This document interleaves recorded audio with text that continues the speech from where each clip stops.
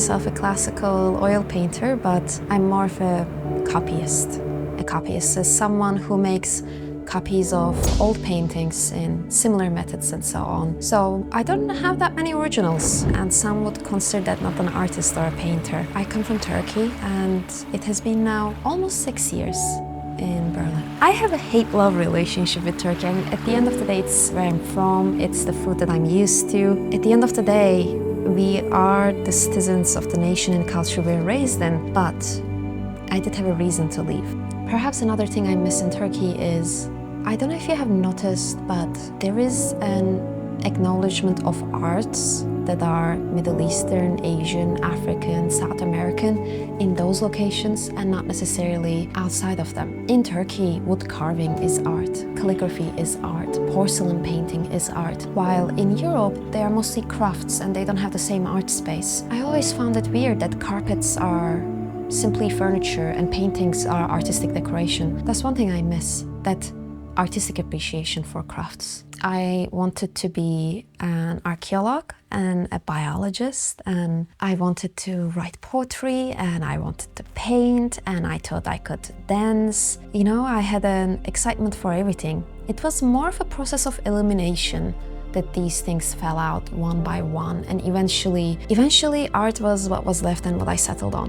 On my shelves actually is the little gifts my father has given me over the time. There is the engravings of Achilles' funeral. There is the fossils my father brought me, thinking that one day I might just be an archaeologist of either biology kind or history kind. So I would say that I am lying closer to craft because I don't really have original works, which is where design and concept comes in. And I hope to get to a point where I can create that too.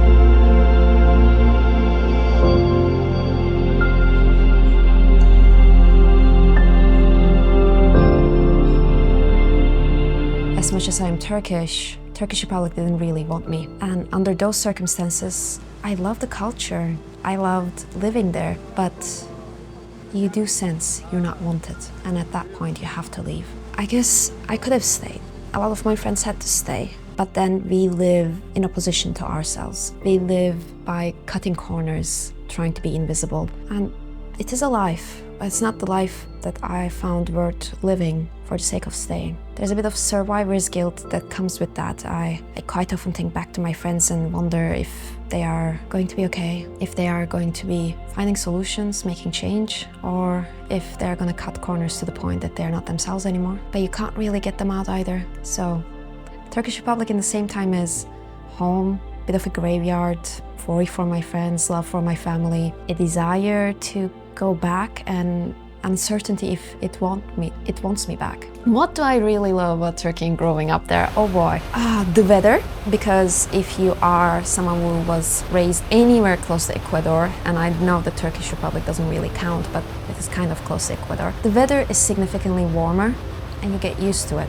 I don't get a sunburn and I don't have to worry about it in the same way most people have to. While in Germany, windy is the default. It's cold, it's rainy, and I feel like people adapt to that with their lifestyles too, from the fashion to the food. Another thing I miss about Turkey is our willingness to create bonds. In Germany, when I first came here, I tried to make baked goods for my neighbors to introduce myself. It's so normal for Turkish Republic. You're in an apartment, the apartment is a small village, you introduce yourself, you ask the neighbor for a cup of sugar, that's normal. While in Germany, people were creeped out and worried and unsure if they can accept the baked goods, if they need to be doing something back, and I learned that being friendly is somehow disturbing. That is one thing I miss about Turkey, that idea that for no reason you can create bonds, for no reason people can be community, that there's no need for justification. The purpose of community is community. I think in Germany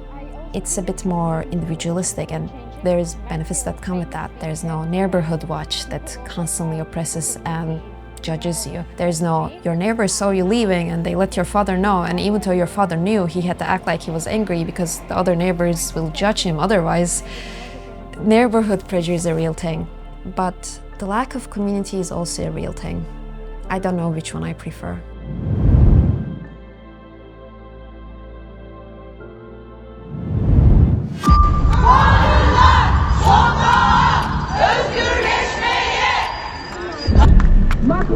To forget the words, give me your tired, your poor, your huddled masses, yearning to breathe free. Sexual violence and rape remain pervasive issues affecting women globally, transcending cultural, economic, and geographic boundaries. According to the World Health Organization, about 1 in 3 women worldwide have experienced physical and/or sexual violence in their lifetime, often from an intimate partner. This staggering statistic underscores the urgent need for societal change and increased awareness.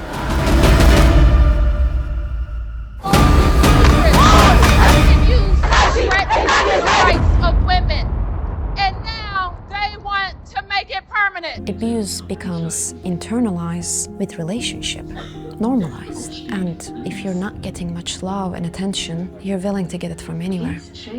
So someone older noticed that and used that. He treated me very poorly and he took a lot from me and he called it love. I think projects like this are vital. It is one thing to read about an experience that someone lived through. I think film and other mediums allow you to kind of experience a fraction of that. Elif ne haber? Dur pardon, senin dilin başka. İyiyim ya. Aa, Türkçe biliyor. Güzel güzel. Balıkesir ayılarından. Küçükten başladık beslemeye. Evcil ayı oldu. Ege günaydın, afiyet olsun. When was the first time you got abuse? The very first time I can remember, the very first time. I think I was 6 or 7 and it was my mother. I was meant to go buy some yogurt. On my way there, I stepped on a lizard. I was a child, I had a lot of empathy, I got worried for the lizard, it seemed to be suffering. I picked it up, I ran back home. It's in my hands, I thought I could help it. Money's still in my pocket. And I ran up to my home and my mother looked angry. She looked at me and she said, "You just left." And I don't remember what I said, but I think I lied. I was scared of her. She would yell a lot. And she told me she's gonna call the market and ask if I bought it. It was a small place, we knew each other, so she called the market and confirmed I never went there. She got really angry at me lying, and I think that was the first time I got a proper beating. And I vividly remember that because I was trying not to shake, I was trying not to squeeze my hands. I had the lizard in my hands, so I was trying to stay focused throughout the whole thing, try not to kill the lizard. That's the first time I vividly remember. I don't know if anything happened before that, but I remember being scared of her when she's angry. So I think something happened before that, but I don't have much memory of it. It kind of kept going here and there across the years. It got worse, it got better. But I think fear turns someone into a liar, a soldier, turns you into stone, teaches you how to turn the emotions off, be cruel sometimes. So as it kept going, even if it got worse, I felt like I was less and less affected over the time. At some point I forgot how to cry. I remember being in middle school and thinking crying was a sign of weakness because I didn't cry, no matter what happened. But I guess it was just a part of disassociation, that ability to turn your feelings off further and further and further, because what kind of stress a child is supposed to handle, not that kind. It took me a long while to get that back, to let myself cry, to let myself be afraid, to let myself be angry. I'm better now. If it's any consolence, I'm not afraid anymore. I'm not hurting anymore. When I talk about these things, the thing that hurts me is imagining that child. It doesn't feel like it happened to me, but imagining a little child going through that, and there's that strong desire to just go back and hug myself, tell her it's gonna pass, it's gonna be all okay. It's not indefinite and there's a way out. I'm good now. she wasn't. And I guess I got my empathy back too, for little lizards, pigeons, bugs, other kids. I don't know how many broken winged birds I bring home. I just like to celebrate that. The way it got worse is, so my mom was sick with bipolar. It's hereditary. It's like a family heirloom. You can't get rid of it. That would be rude. You pass it on to your kids too. Great stuff. My mom got bipolar. My mom got a divorce. It got really bad during the divorce. She was destabilized. And as a part of that, we moved away from my dad. So my dad tried to get the full custody of us, but Turkish Republic has internalized sexism in all of its systems, including custody systems. There was a strong belief, no matter what is happening, a mom is the best fit to take care of the kids, even though she truly was not. She wasn't healthy. So my mom got us, and she moved away, so far away that for my dad to see me, he would need to travel for 9 hours. He was removed from our daily life, and we were left to our mom. She did not get help for a really long while, and it got worse and worse and worse. For those who are familiar with bipolar, it has a risk of psychosis. Psychosis makes someone paranoid. It makes them feel like the world is against them, antagonized. And I think that's what happened. She thought we were hostile to her, and it only got more frequent, more violent, and she was not reliable. I learned to listen for the footsteps in the home and be scared of certain rhythms. I learned to hide away in my room and avoid coming home if I can. I learned to draw anger onto myself so it won't be reflected on my brother. He had these big baby eyes. He would cry and they would get dim and I would feel horrible. So I guess I preferred to be the target of everything rather than my brother being there. And during that, like this happened from 8 to 11, 12, and if your only present parent does that, eventually you learn your loved ones, your parents, the people who protect you and care about you, can hurt you. Öncelikle uzakta bir babaydım. Çünkü benim kültürümde, belki dünyada da pek çok yerde böyledir. Boşandığınız zaman çocuklarınızdan da boşanmanız gerekiyor.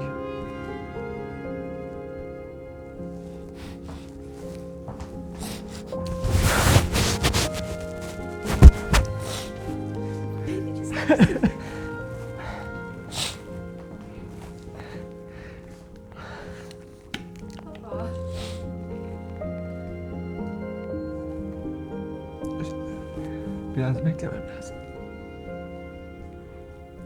Benim kültürümde boşandığınız zaman çocuklarınızdan da boşanmanız gerekiyor. Yaklaşık 3 yıldır ayrıydım. Her gün telefonla konuşsak da çok kolay süreçler değil. Çünkü anneleri yaklaşık 11 saat uzakta bir yere taşınmıştı ve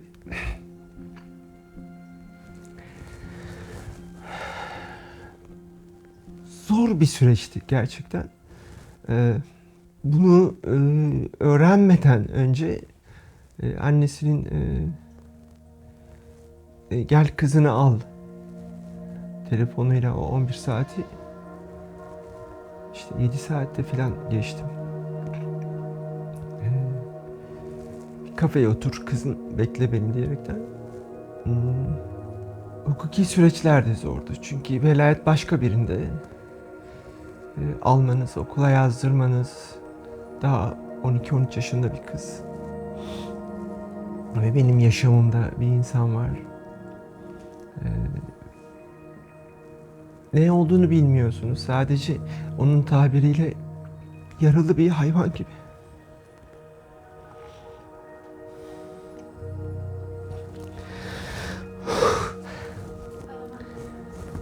Buraları çıkaralım.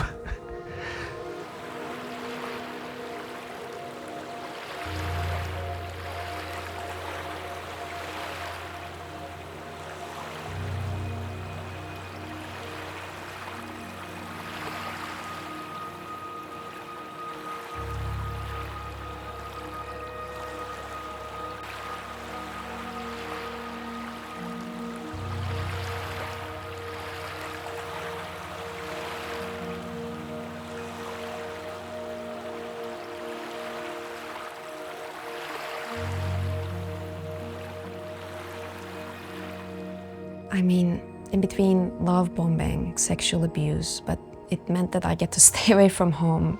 And at the end of the day, that's how I learned love. I didn't question it. I didn't doubt it. I didn't even think that it was abuse because I was told it was love by my mother. It kept going for multiple years. I tried to leave. I got threatened, tried to talk to my mom. She denied it, rejected it, told me to not talk about it, that people would blame me. And it stretched on. Eventually word got out. It wasn't that big of a place. People gossiped, they knew, and I got blamed because whether you're 11 or 12 doesn't matter. Turkish Republic was a place where your virginity was worth more than your consent.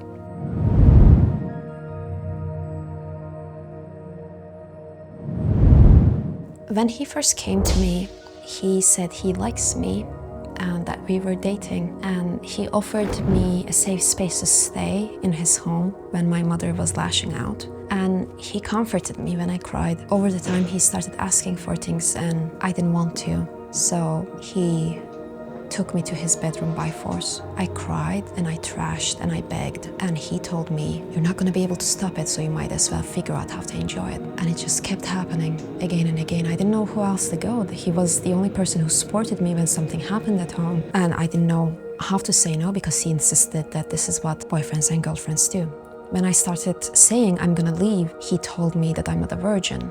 So no one would marry you and no one would want you. And he told me that he would tell my mom. I was scared of my mom, I was scared of him. So I didn't leave. For a long while I stayed around. It didn't end until he got bored. And when he ended it, he told his friends. And they started targeting me too. I think it lasted from 11 to 13 for 2 years.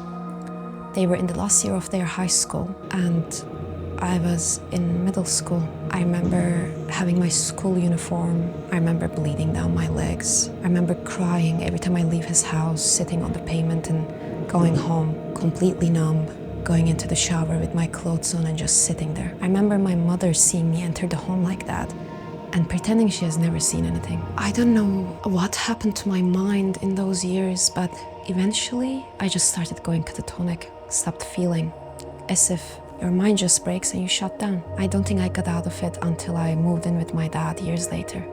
I think it just kind of sticked. Years later, when I was 19, he called me from a number I don't recognize and told me to make it even with him because he's going to military, he might die, he wants to go to heaven. I talked to him for 3 days on the phone, secretly recording it, trying to get proof because I couldn't sue him before there was no evidence left. When I moved with nothing but a backpack. When I finally got the evidence, I was tired, I was exhausted, I felt like my past was haunting me. So I gave myself 2 weeks to rest and recover before I call a lawyer in Turkey and try to resolve this. And it is that year, in those 2 weeks, Turkish Republic signed out of the Istanbul Treaty that gives you protection against sexual violence and domestic abuse, and became uncertain if I could sue him.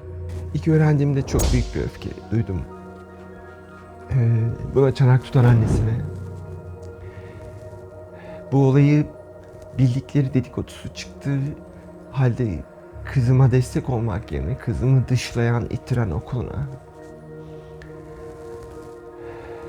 Velayet davasını kazanır kazanmaz biri 10, biri 12 yaşında iki çocuğun günlük bakıcısını evden çıkarıp çocukları yalnız bırakan annelerine. Yani herkese çok büyük öfke duydum.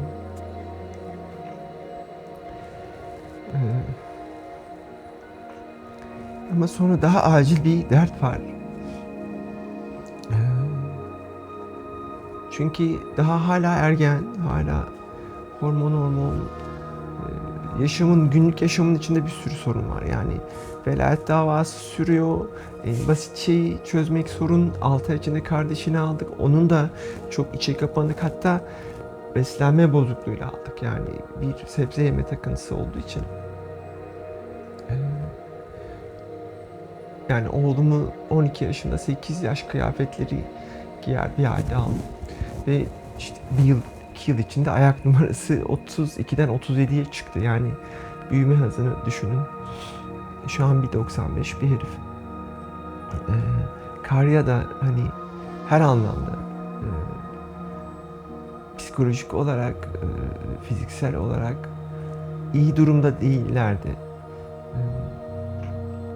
Sanırım bir ebeveyn ya da bir toplum ya da bir aile ihmal ettiğinde her şeyi birden ihmal ediyor. İkinci duyduğunuz duygu suçluluk, pişmanlık. Neyi eksik bıraktım? Neden anlamadım? Nasıl atladım? Bir de bu işi yapan biri olarak biraz daha katmerli, biraz daha yoğun. So the fact that I wasn't a virgin actually felt like a justification for other people to target me because, well, she has nothing to lose anyway. And eventually I ran away. Around 13, I was being targeted by every scumbag. I did not get protection from my mom. Other adults acted like I was something contagious. They should just keep their children away from me rather than helping me. I was convinced that this was my fault and I was to blame for it. And eventually I started feeling like I was unlovable. So I was getting suicidal. And in one of those nights where I was genuinely contemplating ending everything, genuinely contemplating if I had anything left to lose, I hit rock bottom, truly rock bottom. And it is then, when I had nothing to lose left, I decided to run away. If I'm willing to die, I might as well run away, try to find my dad. My dad happens to be a psychiatrist. When I showed up at his doorstep with a backpack and just asking if I can stay, he sensed something was wrong. First couple of weeks, he realized that I had active lashing out, constantly scared. I was asking for permission to go to toilet. I was thanking for those permissions. He realized that something must have happened, that I'm hesitant and skittish and somehow also having outbursts of violence. And he applied for protective custody for me and my brother. That process took a couple years. My recovery took longer, but he did everything he can in his power, from therapy to legal aid, to make sure that I get back on my feet, and I feel like he's my own little miracle. I'm not sure if I would have been able to make it out of that life with the start I had to life if it wasn't for my dad. Kısaca özetleyeyim, sonra Karya'yı aldık ve yaşadığım şehirde okula başladı. Fakat son derece hırçındı. Türkiye'de orta son sınıf din sınavında kağıdına kuru kafa çizen, sürekli isyan eden, tam olarak ne olduğunu anlamıyorsunuz ama ne kadar sıkıntılı olduğunu görebiliyorsunuz. Benim işim de bu zaten. Ve o dönemler birlikte olduğum insanın hani rekabetine bağlıyorum kızımla. Bu ayrılığın getirdiği sıkıntılara bağlıyorum. Ergenliğine bağlıyorum. Ailede bir bipolar afektif bozukluk yüklülüğü var. Bunun olabileceğini görüyorum meslek olarak. İlk başlarda bunu çok algılayamadım. Ve o hormonların pik yaptığı bir dönemde ufak tefek erkek arkadaşları oldu.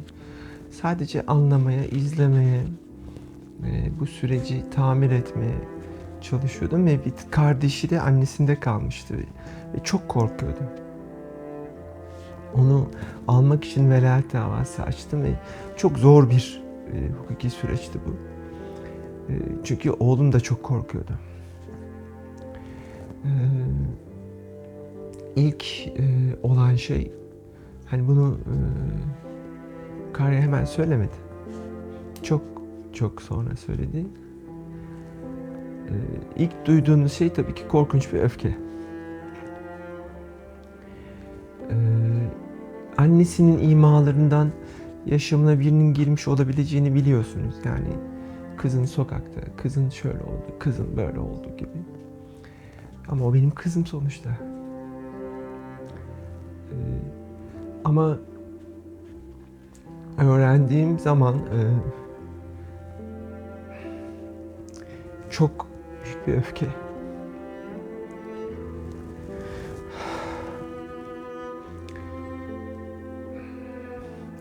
Bu koşulları hazırlayan annesine bir şekilde bunu sezmelerine rağmen bana yansıtmayan okuluna, çevresindeki herkese.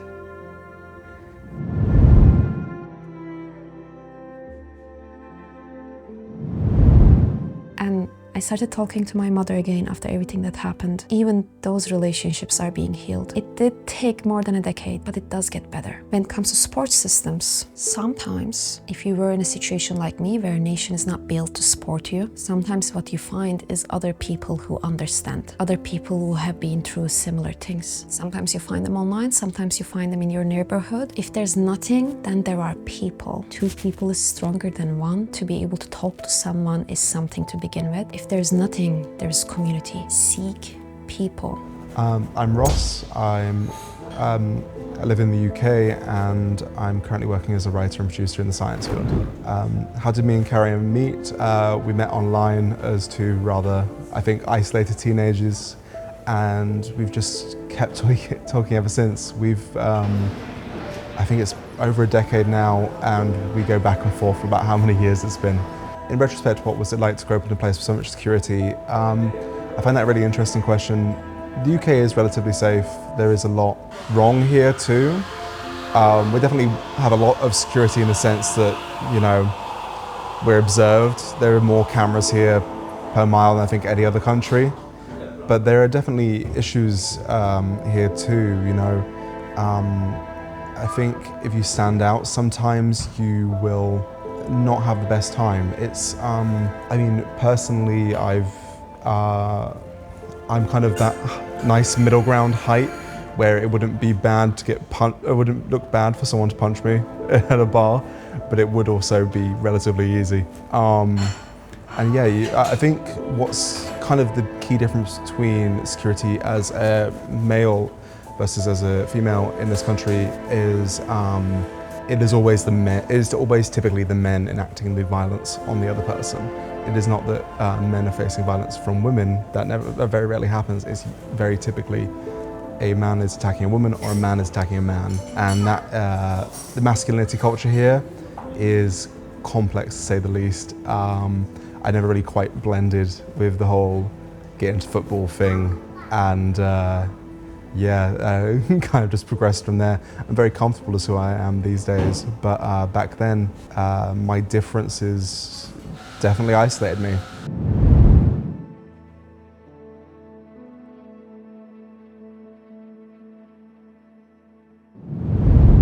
When people say rape, if you have not been through it before, there's a tendency to imagine it from things you are familiar with.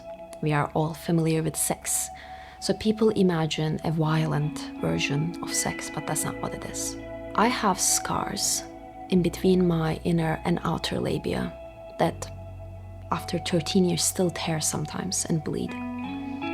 The act of someone forcing something into your body against your will with no preparation, 15, 20, 30 minutes straight until you bleed, that's a form of torture, not sex. And it leaves you a certain kind of broken. You have nightmares. For the following decade, your body turns into a minefield. Every part of your body that has been touched aches with the memory of the fear. And as you shower, as you hug your friends, as you get close to people, as you learn to love and be loved again, it echoes and echoes and echoes through the years. That is not sex. It breaks you in ways you didn't think a person could be broken. But It doesn't make sense, especially if it happened when you're young. There is no way of understanding how something so cruel can happen without a good reason, so you blame yourself. You believe that you must have done something or deserved this, and you know what? People tell you deserved it. There's unfortunately a tendency to blame the victim, and it makes more sense to your brain that injustice doesn't happen, you must have done something. Healing comes with the acceptance that what happened to you is not your fault. It's not something you did. It is something that happened to you, something did to you, and you didn't deserve it. And there's sometimes no fair or just explanation to that. Healing doesn't come with just making it right. Justice works to prevent it in the future. Justice doesn't work to settle the case.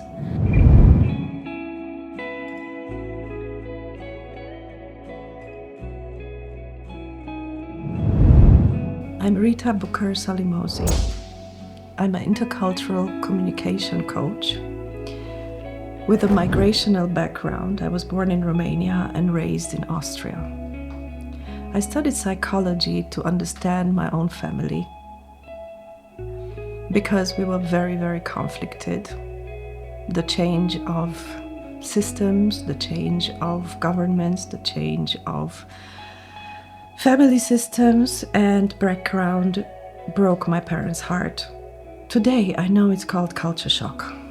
For my whole life, I've fought for healing and for inner peace, not just for myself, but also for my parents. What I would like to say today is how healing can actually happen, how culture shock can be prevented, and I can say that there is life after healing. There are many different ways to find your own path into becoming whole again, because that is the definition of health. But what if the system that you came out of, the family system, was never whole in the first place? And now you've even changed systems. How will you ever know what is whole, what is healthy, what is normal? So many people struggle for medication, for alternative medicine, for holistic approaches, disregarding the context, disregarding the societal influence.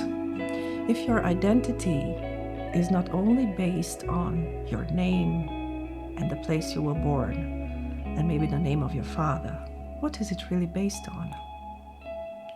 If you are born with developmental trauma, if you are born with minor little, let's say, inconveniences that are completely invisible to the world other than to yourself, you will fight for recognition, you will fight for your identity, you will fight to be heard, to be seen, to be understood, to belong. But there's no reason to despair. There's no reason to give up, because complete healing is possible and there is life after healing. And that's what I like to encourage people, especially when they come to my association, which I called Permission for Self-Healing. Permission for self-healing is the point in your consciousness, after learning about all the therapy methods, after going through all the workshops, through all the healing processes, trusting the process, and discovering that books are not therapy, that people who try to help you can't really grasp what it is you're really trying to say. So you have the duty to translate everything for your own needs. You have the duty to sit back and look at all the resources you have and say, I already have everything and know everything that's good for me or not so good for me. Now it's up to me. I give myself permission, final step into healing, and be done with it.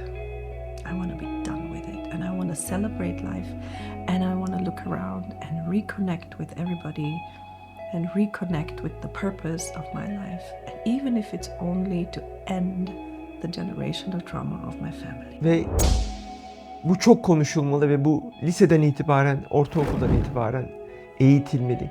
Gerçekten tacizle ilgili eğitim çok ciddi anlamda hem çocuklara verilmeli ortaokulda, lisede, hem de bu konudaki aslında en uyanık olacak kişiler öğretmenler. Belki o çocukla direkt temas edenler. Bunların çok ciddi eğitilmesi lazım. Ve bunun artık ahlaki bir süreç olmaktan çıkıp, yargılayıcı bir süreç olmaktan çıkıp, gerçekten çocuğun menfaatine ne yapabilirize dönmesi lazım. Bundan utanıldığı için, sürekli gizlendiği için yayılıyor. Aslında bizim korkularımızı, bizim utancımızı kullanarak çocuklarımıza zarar veriyor.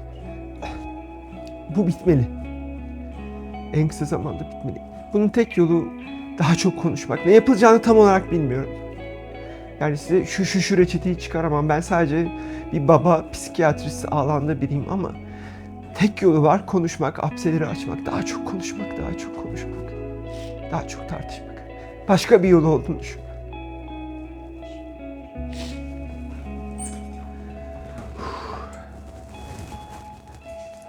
I hope... I'm sorry. I hope to define myself in a way that even if I tell my story, people will not look at me and remember me as the girl who got raped. I was scared of it. At first, you're scared of telling your story because it hurts you, and then you're scared of telling it because it defines you. That's how people remember you. But I'm working towards my values. I want education free for all. And as I write my story, as I do what I can with my life, I will leave behind something so much more valuable than another tragedy. Please find that thing that means so much to you and work towards it. You will not be defined by a tragedy, but by your triumphs. And that is so much more than anything anyone could have done to you. So decide what you want to leave behind. Not just a story, but an achievement, but a life. And go for it. You can do it, no matter what has happened.